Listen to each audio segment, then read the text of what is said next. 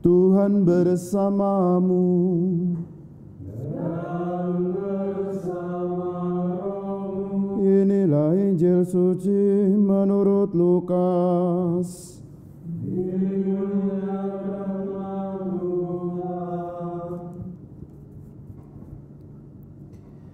Ketika Yesus hampir tiba di Yeriko, ada seorang buta duduk di pinggir jalan dan mengemis.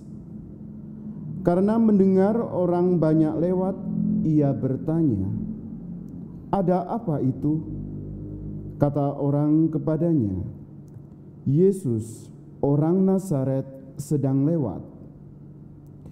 Maka si buta itu berseru, "Yesus, Anak Daud, kasihanilah aku." Orang-orang yang berjalan di depan menyuruh dia diam. Tetapi semakin kuat ia berseru, "Yesus, Anak Daud, kasihanilah aku." Maka Yesus pun berhenti dan menyuruh orang mengantar dia kepadanya. Ketika si buta itu sudah dekat, Yesus bertanya kepadanya, "Apa yang kau inginkan kuperbuat bagimu?" Jawab orang itu, "Tuhan, semoga aku melihat." Maka Yesus berkata, "Melihatlah, imanmu telah menyelamatkan dikau." Pada saat itu juga ia melihat, lalu mengikuti Yesus sambil memuliakan Allah. Seluruh rakyat menyaksikan peristiwa itu dan memuji-muji Allah. Demikianlah Injil Tuhan. Terpujilah Kristus.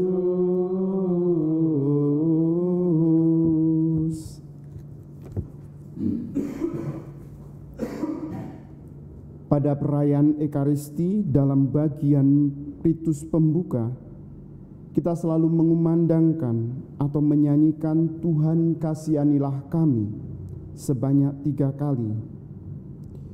Makna yang tertera di dalamnya adalah pertama-tama tentang pujian, yaitu Yesus sendiri yang mendapat gelar sebagai Tuhan dan juga Kristus.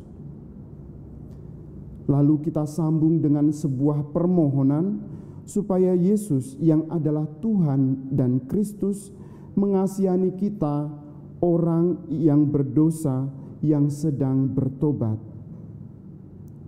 Hal ini pun kita temukan dalam bacaan Injil yang kita dengarkan hari ini, di mana si buta, orang yang selalu berada di pinggir jalan dan mengemis, mendengar ketika ada Yesus lewat, dia berteriak, "Yesus, Putra Daud, kasihanilah aku."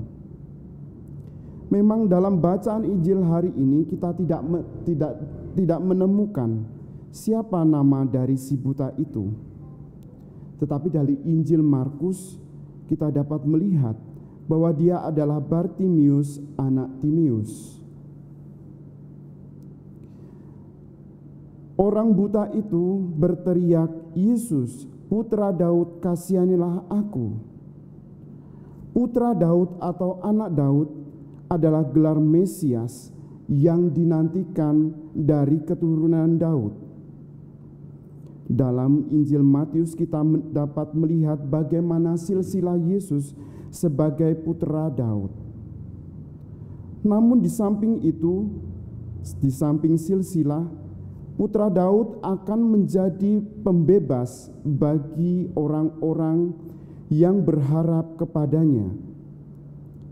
Yesus adalah pembebas yang telah lama dinanti-nantikan.